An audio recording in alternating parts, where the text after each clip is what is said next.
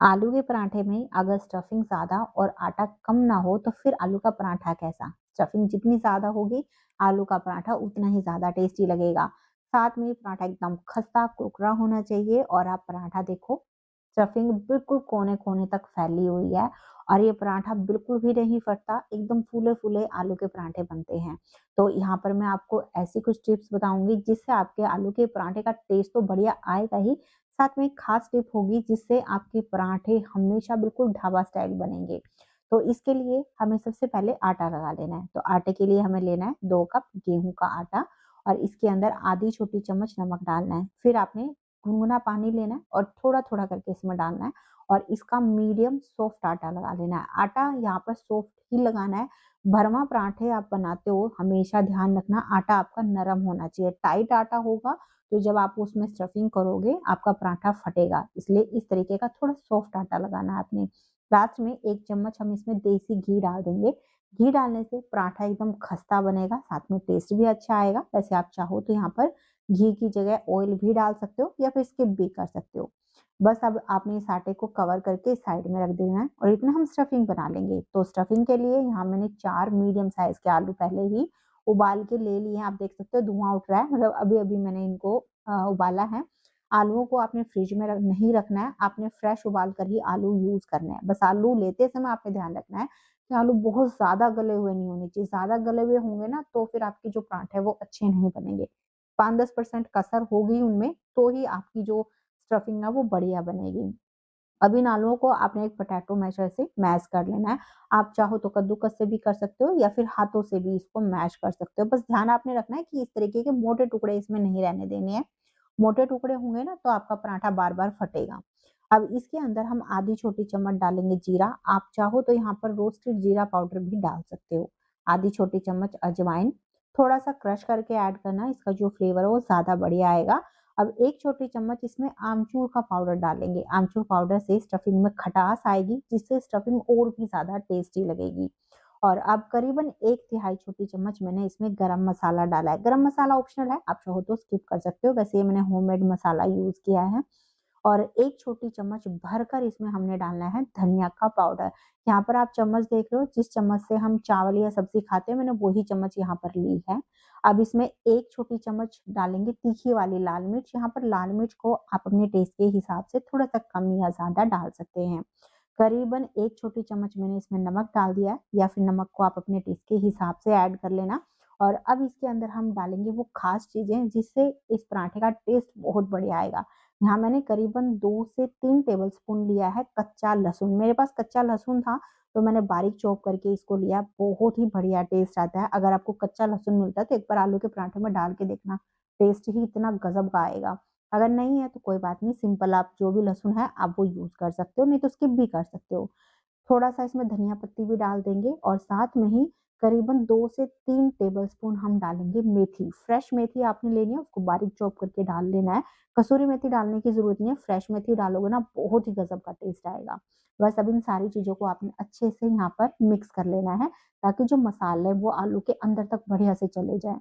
यहाँ पर इस स्टफिंग को आप टेस्ट भी कर सकते हो, अगर आपको कुछ नमक मिर्च वगैरह कम लगता है तो आप एडजस्ट कर लेना। बस आपने यहाँ स्टफिंग थोड़ी-सी ना स्ट्रॉन्ग बनानी है। स्ट्रॉन्ग का मतलब ये है कि जो मसाले हमने डाले ना, वो हल्के से आपको तेज़ लगने चाहिए, तो ही जो पराठे हैं वो आपके बिल्कुल परफेक्ट बनेंगे। अब बस स्टफिंग हमारी तैयार हो गई है। इधर आटे को मैंने करीबन 10 से 12 मिनट ही रखा है। इसको दोबारा से थोड़ा-सा और गूँथ लेंगे। अब इसके बाद आपने एक पोर्शन इसका तोड़ना है और एक इसकी चिकनी-सी लोई बना लेनी है। ये जो लोई है नॉर्मल रोटी के मुकाबले थोड़ी-सी आपने बड़ी बनानी है। अब बस सूखे आटे से इसको कोट करके आपने एक अंगूठा सेंटर में रखना है और एक लोई के किनारे पे रखना है। फिर उसको हल्का-सा प्रेशर देते हुए आप इस लोई को बढ़ा लेना। इससे लोई के किनारे थोड़े से पतले रहेंगे और सेंटर से ये मोटी रहेगी। इससे जो स्टफिंग इसके अंदर हम भरेंगे ना वो फटेगी नहीं। अब बस आपने स्टफिंग इसके अंदर डालनी है। आप देख सकते हो जितनी मैंने लोई बनाई थी उतनी ही मैंने यहाँ पर स्टफिंग ली है। अब आपने लोई के किनारों को ऊपर की तरफ खींचना है और स्टफिंग को अंगूठे से नीचे की तरफ दबाना है और इसको इसी तरीके से खींचते हुए हम बंद कर देंगे। उसके बाद आपने इस पे थोड़ा-सा सूखा आटा लगाना है और फिर हथेली से सेंटर में हल्का-सा प्रेशर देना है। इससे जो स्टफिंग होगी वो किनारों की तरफ फैल जाएगी और इसको बेलने में हमें आसानी होगी। फिर आपने थोड़ा-सा सूखा आटा इस पे लगाकर बेलन से बिल्कुल हल्के हाथों से बेलना है। ध्यान रखना कि आपने बेलन को सेंटर में ज़्यादा चलाना है, किनारों की तरफ आप ज़्यादा इसको मत बेलना, नहीं तो आपकी जो स्टफिंग है वो बाहर आ जाएगी।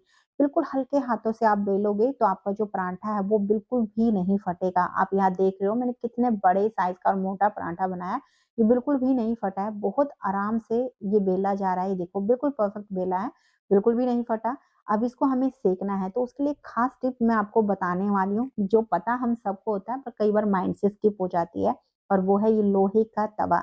आप कोई भी पराठा बनाओ, लोहे के तवे पे बनाना है, इसका जो टेस्ट आता है ना वो इतना गज़ब का आता है फ्रेंड्स। अगर आपको मेरी बात पे यकीन नहीं है, तो आप खुद बना लो, फिर बताना कमेंट करके कि मैंने सही बोला कि गलत बोला। तो अभी आपने पहले तवे को मीडियम गरम करना है, फिर थोड़ा-सा आप घी या ऑयल लगा लेना ताकि जो पराठा इसके ऊपर चिपके नहीं, और फिर आपने ये पराठा डालना है। अब आपने मीडियम आँच पे थोड़ा-सा इसको सिकने देना है। जब आपको लगे कि ऊपर से हल्का-हल्का सा ड्राई हो गया और नीचे से भी सिक गया, उसके बाद आप इसको पलट देना और दूसरी तरफ से भी हल्का-सा सिकने देना है। इससे जो पराठा है थोड़ा अच्छे से फूलता है। अब बस आपने इसके ऊपर अपनी पसंद के हिसाब से घी या ऑयल लगा देना है। वैसे पराठे घी में और सरसों के तेल में बहुत बढ़िया बनते हैं। अब इसको पलटकर हम दूसरी तरफ से भी इसके ऊपर घी या ऑयल लगा लेंगे। आँच हमें यहाँ पर मीडियम रखनी है क्योंकि हम मोटा और बड़े साइज़ का पराठा बना रहे हैं। अगर आप तेज़ आँच पे पराठे को सेकोगे तो वो अंदर से कच्चा रह जाएगा और उसका टेस्ट अच्छा नहीं आएगा। इसलिए थोड़ा-सा आराम से आपने इसको सेकना है और पलटे से हल्का-सा पराठे पे प्रेशर ज़रूर देते रहना ताकि वो अंदर तक बढ़िया से सिक जाए। और आप यहाँ देख रहे हो कितना बढ़िया तरीके से एकदम फूला-फूला आलू का पराठा बना है। थोड़ा बहुत बीच में ये फट भी रहा है, फिर भी ये बहुत अच्छे से फूल रहा है। तो एकदम क्रिस्पी करारा सा ये आलू का पराठा बनकर तैयार हो गया है। है ना बिल्कुल सिंपल। आप इस तरीके से एक बार बना के देखना फ्रेंड्स, यकीन मानना इतना टेस्टी ये पराठा बनता है ना कि आप ढाबे के पराठे भूल जाओगे। अब यहाँ पर एक पराठा मैं बिल्कुल पास से ही आपको दिखा रही हूँ। देखो कितना खस्ता और कुरकुरा बना है, और साथ में ये देखो कितनी बढ़िया तरीके से इसमें स्टफिंग फैली हुई है। हमने स्टफिंग भर के यूज़ की है, इसलिए किनारे-किनारे तक पराठे के आपको स्टफिंग नज़र आ रही है। तो ऐसा नहीं है कि सिर्फ़ एक ही पराठा फूला-फूला बनता है। आप जितने भी पराठे बनाओगे सबके सब फूलेंगे। बस यहाँ पर आपने ध्यान रखना है, लोहे का तवा लेना है, आँच मीडियम रखनी है और थोड़ा-सा इसको आराम से सेकना है। इससे जो आपका पराठा बहुत ही बढ़िया बनेगा। अभी आप यहाँ दूसरा पराठा भी देख सकते हो, एकदम फूला-फूला पराठा बनकर तैयार हुआ है। तो फ्रेंड्स आज की रेसिपी आपको कैसी लगी प्लीज़ कमेंट करके ज़रूर बताना। अगर आपको ये पसंद आ रही है ना तो लाइक भी ज़रूर करना। आपके लाइक और कमेंट से मुझे बहुत मोटिवेशन मिलता है। अब इस पराठे को ना आप घी, बटर, अचार या सिर्फ़ चाय के साथ भी खाओगे ना तब भी बड़ा मज़े का लगता है। तो फ्रेंड्स अगर आपको ऐसी ही ईज़ी रेसिपी पसंद है ना जो आप आसानी से घर पे बना सको तो प्लीज़ चैनल को सब्सक्राइब भी कर लेना। तो चलिए फिर मिलते हैं आपसे एक नई रेसिपी के साथ में।